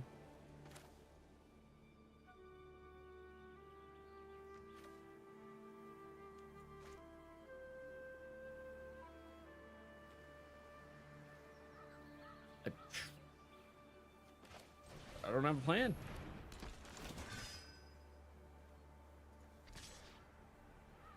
Nope, because that's got fucking double strike. I'm getting absolutely dominated by angels, and I'm the angel deck. And a Banishing Light. Oh! That's game. That's game.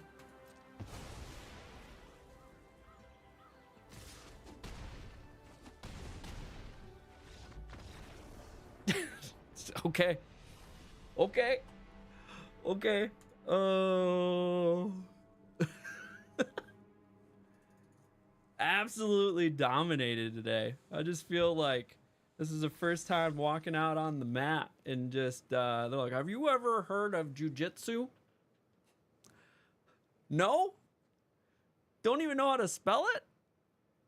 Here, let me make you lick your own ass. This is what it feels like right now. Leyline Axe is the name of that weapon. Mulligan. All right, better keep. Sorry, guarded air. You gotta go. 2 games where there wasn't much you could do. Yeah, absolutely. And they were both angels. Absolute angels. Just nut draw, blow you out of the water. Angel fights. It is a fight. Flyers dominate in the set. Absolutely. How do you counter that combo Leyline and the Angel? Better removal, more removal.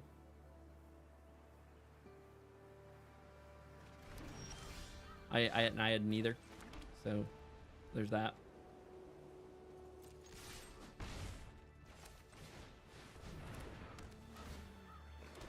Getting some cats.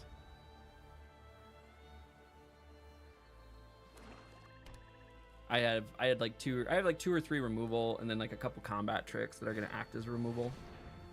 Nice, hit me with the Seeker's Folly.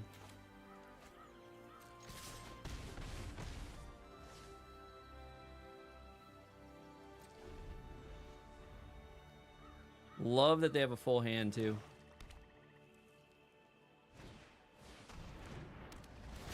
I'm gonna pitch my cat.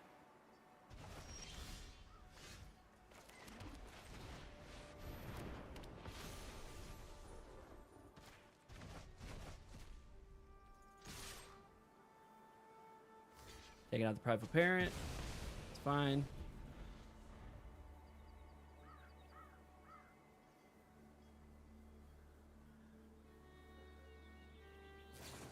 Oh, stab. Double stab. They're gonna double stab. There you go. We'll just hold this land. Keep swinging with the cat. Come on, Savannah Lion. Come on. We got you on a 4-turn clock. We got you on a 4-turn clock. We can make it happen. Come on, Savannah Lion. Make him waste like a big old removal on Savannah Lion. That'd be fantastic.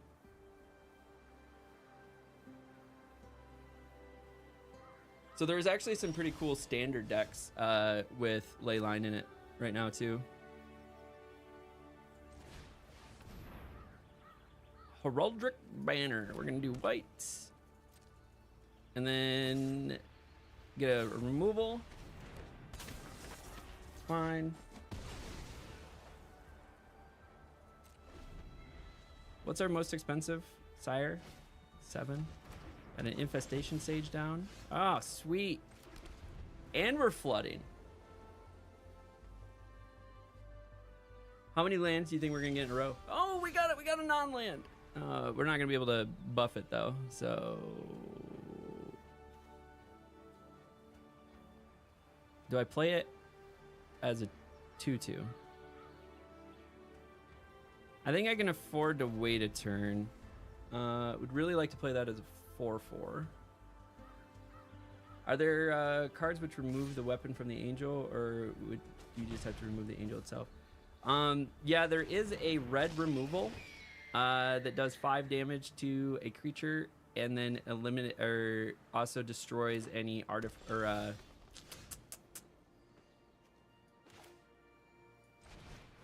any equipment attached to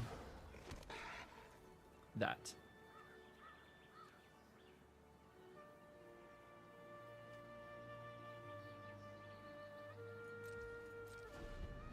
That creature. I forget the name of the card though. It's red. There are also like destroy artifact cards too. Okay, they're gonna drop a refute and an arbiter of woe. Okay. Discard a card. Well, good thing we held on to that land. All right, hey, we got the second thing. The beast.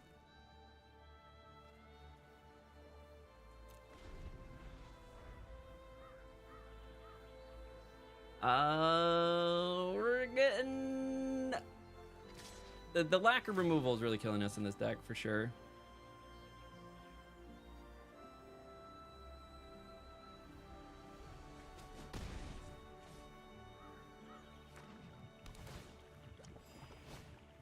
Micromancer, what do you got for a 1-drop? Gonna go get a stab? Yep, got a stab. Can you pay for it? Hey, we got an angel.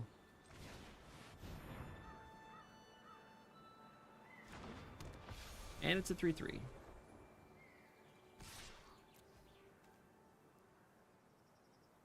Getting in for 4. Or they're blocking.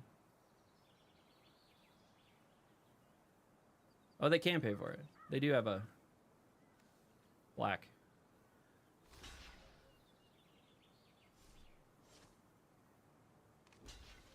They're gonna stab.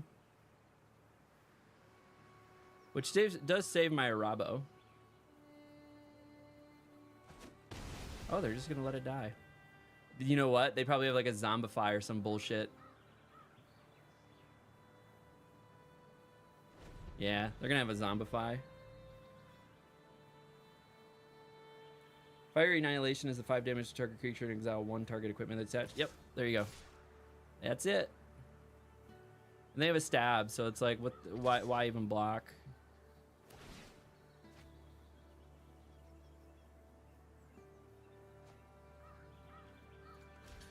I mean, I'll pull the stab out of them.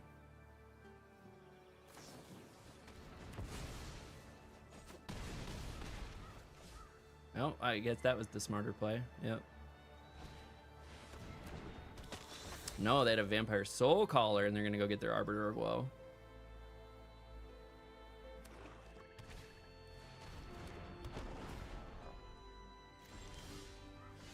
Oh yeah, thank you for the land. Oh yeah, that's perfect.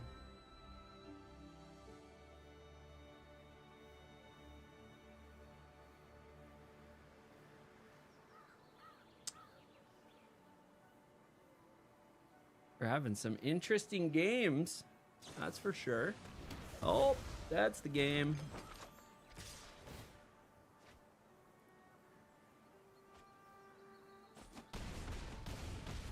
Well, that'll do it. Oh, or 1-3. Not a great run. Bumped us out of Plat 3. Man, we were on a tear. 2. We got up to Plat 2. All right, let's claim. Let's go look at the pack for those at home. See what we got. We got a Valkyrie's Call. Oh, and then they just rub it in with the Angels. Just rub it in with the Angels. All right, so you know the shtick. If we do not get at least 4 wins, we're going to go ahead and take a look at the draft replay. Is it loaded yet? Draft replay. All right, let's take a look. See if we could have made some better decisions. So Giada is absolutely insane. No reason not to take Giada. Giada was the choice here. Dazzling Angel went with it. Like, we could have grabbed the Arbiter of Woe turn 2, but Dazzling Angel is so good. I still think this was a tough choice. In retrospect, the Arbiter of Woe is just super good. Look at this in-hand win rate and the played win rate. It could have got us into white-black pretty solidly if we would have grabbed Arbiter of Woe. But the Dazzling Angel did synergize really well with the Giada, so we had Angels on the mind. Still feel good, really good about Felidar. Felidar is definitely the best option here. Perforating Artist, it's even better than Perforating Artist. Yeah. Don't feel bad about that. Angel of Finality went well with our Angel synergy. Probably should have grabbed some removals, but man, you kind of hope to get those later. As far as the best card here, I do think it's Prideful Parent. Well, I mean, Arcane Epiphany is really good too, but as far as like in the colors that we were already in, I guess if we kept open, we could have gotten more card draw. Here, I think it was a tough call. Squad Rallier, probably the better pick than the Strix Outlook. Staying in white, I think we were getting ahead of ourselves a little bit. So Squad Rallier could have been a better pick for us. Evolving Wilds, we didn't know our second color, so that's a good pick. Eager Truffle Snout. Get to create a food token. But Evolving Wilds felt fine there. The Fleeting Flight felt fine here. Prideful Parent felt fine. Ambush Wolf, we didn't really know our secondary color, so as far as what's here, fine. This was just end of pack picks. Yeah, Sire, like never got to see it or play it, but this is definitely the best pick. Again, there's removal here that we could have snagged. Now here is an interesting one. Angel Finality or the Vanguard Seraph. Angel Finality is a little bit better. As far as best card in the pack, is going to be Refute. So that could have been a potential other option to consider. We really hadn't selected our other color yet, but we knew we were going down the Angels route. If we had stayed in like blue, things like Think Twice or Micromancer is like the best pick here, for sure. But we were already kind of looking at building counters, and then counters on Inspiring Paladin does make it really nice. Ooh, fun fact, Squad Rallier is actually a better card than Inspiring Paladin. So something to keep in mind in the future. But Micromancer was the best pick here. Best pick here is probably still the Soulstone Sanctuary. We did end up getting 2 Good Fortune Unicorns. We didn't really know we were going green at the time. Meteor Golem, also not terrible, but it is also just not as good as like Soulstone Sanctuary. Especially if we were doing sort of tribal things with like angels or cats, like the Soulstone can come into handy there. Again, the Unicorn is not maybe the best pick. Make Your Move was actually a better pick. Mischievous Pup. Not a great pick. overall, Giant Growth, I think, is the better pick. I think I ended up getting this Giant Growth later. Maybe. No, we run out of wheel time. So I do end up getting a Giant Growth, but the best pick here was Giant Growth. Mischievous Pup, I kind of selected for some of the ETB stuff that we were doing. This was just garbage picks. The best pick here is probably Vampire Soulcaller. Black was definitely open. Like, if we had grabbed that Arbor of Woe, we probably could have got into, like, white-black. They're just kind of deciding that we're green and selecting the best green cards that we could. Same thing here. Sarah Angel, super good. If we were in black, we could have grabbed Vampire Soulcaller. We just grabbed this because of removal. We, like, needed removal. Banishing Light, needed removal. Claws Out, also just a great card. Best card here, probably... It's probably Banishing Light. Bite Down could have been another one, but Banishing Light. Arabo, clear answer. No issues there. Another Felidar was good. Guarded Air was definitely the best card here.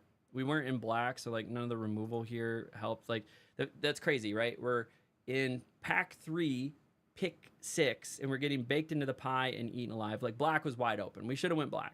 Like that was probably the miss to probably make this a stronger deck. But we did have a strong white deck. Like it wasn't terrible. It was a little bit more expensive than it should have been, but black was definitely open. I think maybe I got a little ahead of myself with the Angel Synergy way too early, like a pick 2, right? We should have just grabbed Arbiter of Woe. It was the better card. It would have made me think black earlier, and been the way to go. So the miss there was black. We should have went black. We would have had access to more and better removal, and really would have opened our minds up to black rather than just trying to like stick to this Angel Cat thing that we had going on. So you live, you learn. Wasn't the best run. But we had fun along the way. And so if you made it this far in the video, do the thing. Like, subscribe, leave a comment below. I appreciate everybody that hangs out and catches these videos. And in the month of December, we are posting a draft every single day. So hang out and watch it. Also, we're getting back into tournament season. I think I will have my first tournament tomorrow. As the posting of this video, it'll be the day of. And so you're going to see more tournament vlogs. You're going to see some more deck breakdowns. We're going to do more standard deck breakdowns. And then we have a whole lot of stuff to do with Modern as well, because I did qualify for the regional championships for Modern. So those will be in February and March of next year. And so expect more Modern content, constructed content, and draft content, all here on this channel. And so the only way you'll be able to know about any of it is to subscribe, leave a comment, do all that fun stuff. And then come catch the live streams. We stream most Monday through Fridays around 7 or 8 a.m. to 11 a.m. Eastern time. And that is a great time to come check those live streams. But I also stream in the evenings, and the only way you'd know is if you're following along. So until next time, we'll catch y'all at the table. It is tournament season. So I qualified for the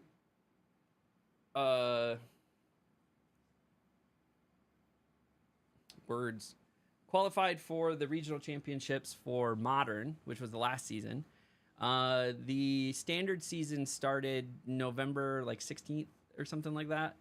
And I missed the first 2 tournaments in my region because I had to travel for work, one, and I had something else going on the other. A wedding. I couldn't avoid the wedding. But there is one this weekend, so I'm playing this weekend. And then there's not any for like 2 weeks, and then we're back into January. So, but the first quarter of next year is all standard as well. So we're gonna be playing a lot of standard. So, all right, guys.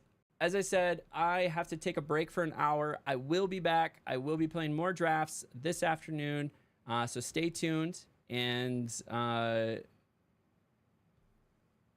I'll be back. I'll catch y'all later.